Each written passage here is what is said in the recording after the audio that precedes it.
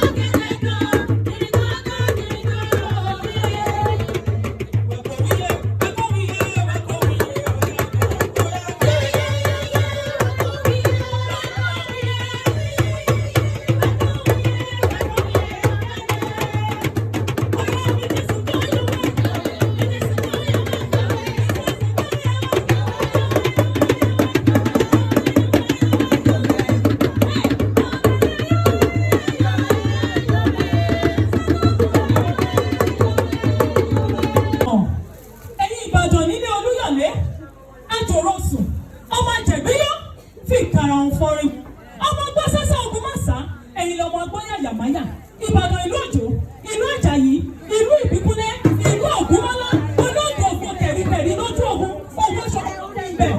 Olóńgbò tó kẹ̀ríkẹ̀rí lójú ogun, ọ̀wọ́ aṣọ́kò tó kẹ̀mbẹ̀ lóbi ìjà. Àgbàlá ògùn mọ́ láti tó kòkò sáré. Dádì, ṣé rí àgbàlá ògùn mọ́ láti ẹ̀rí yẹn? Ó ju kó bá bẹ́ẹ̀ lòmí lọ. Ìbàdàn mọ́jà ti ẹ̀ẹ́dẹ́gbà. Ìbàdàn mọ́jà tó fi kọ́ ọmọ Ìbàdàn tó wá. Gbogbo Ìbàdàn tí mo mọ̀ rárá ògbò kó wọlé. Ẹgbẹ́ ló jáde. Ògbò kó wọlé. Ìmọ̀ Ìbàdàn ìṣẹ́rẹ́ ẹni kọ̀ọ̀kan. Ògbò kó wọlé. Ògbò kó wọlé. Ògbò kó wọlé. Ìbàdàn dádì Ìbàdàn ti yá. Owó la fi ṣayẹyẹ. Mo ní bó bá kú mọ́ òun kan lọ́wọ́ mi. Wàá sọ Ìbàdàn lórí o. Ọmọ Ìbàdàn jẹ́ láwọn.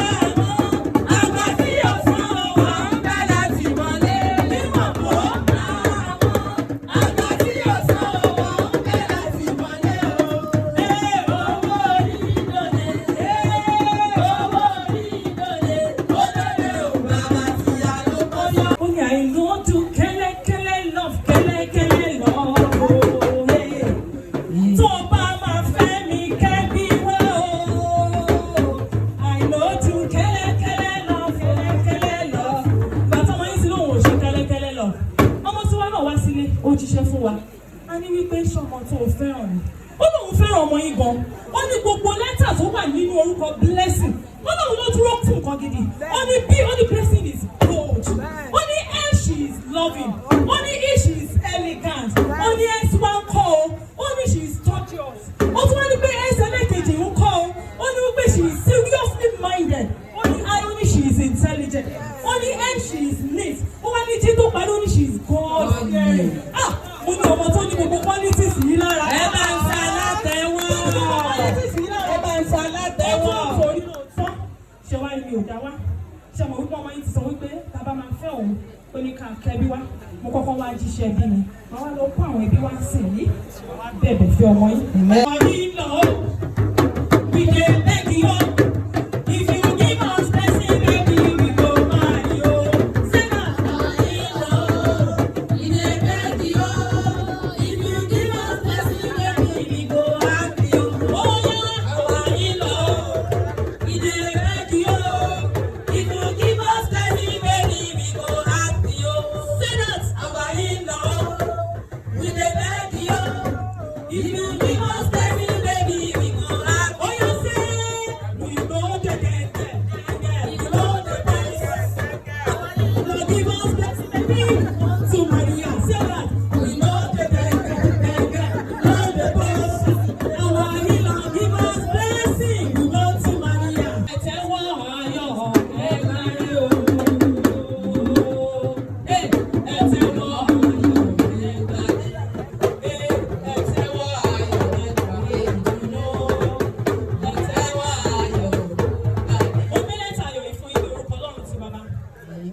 ti ọmọ àti ní ti ẹ̀mí mímọ́.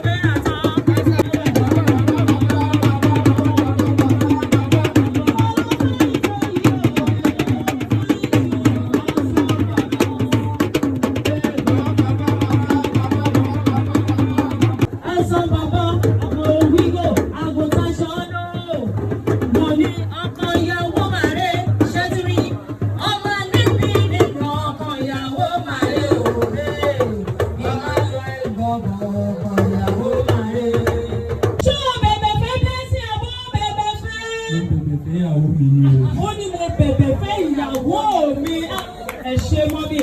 Mo ní pé yàtọ̀ ní kò kẹ́rù orí ẹ lọ.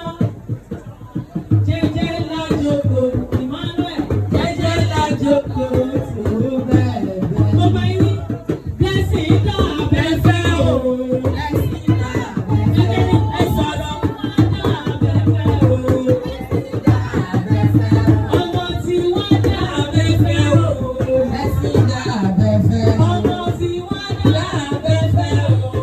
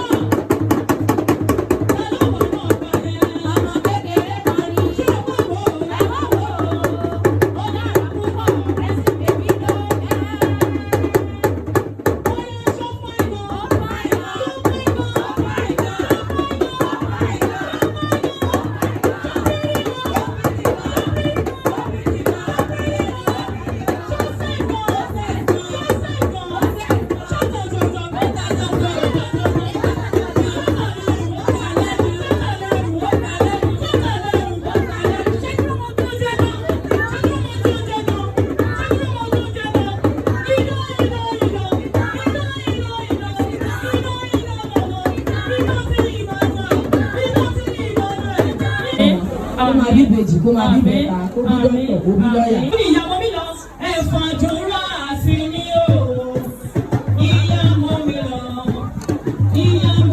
lọ ẹ̀fọn àjòrà sí mi o.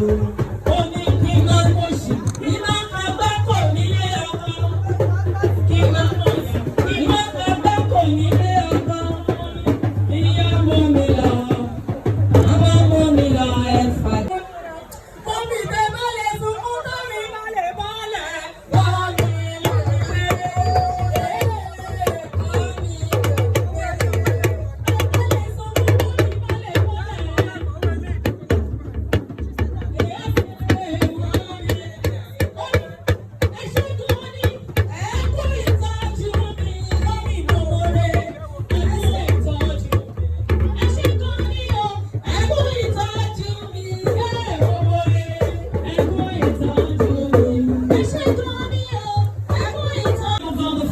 Amen. Out of the Son, Amen. out of the Holy Spirit. Amen. Original one. Original daughter. Original. Original When I daughter. say original.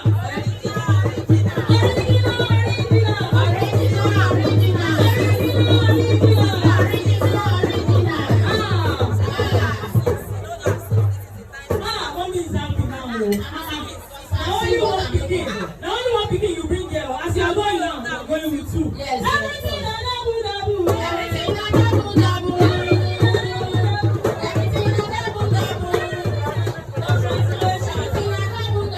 See, this love is real. Mommy say she dey need am. Make you do my make she stand up. Okay, before she stand, let me appreciate her with Naira Marley. Appreciate her. Money. Oh yeah, money. Thank you. Oh yeah, bless you. She is my daughter. Mommy, congratulations. Thank Tell you. you just born today. Yes. If we born. I've been in the labor room since morning. Congratulations. Oh yeah, mommy, back your baby. Carry her for back. Honey, come on, carry your daughter. Mama, see my mother. Mama, see my mother. Mama, see my daughter. Mama, see my mother.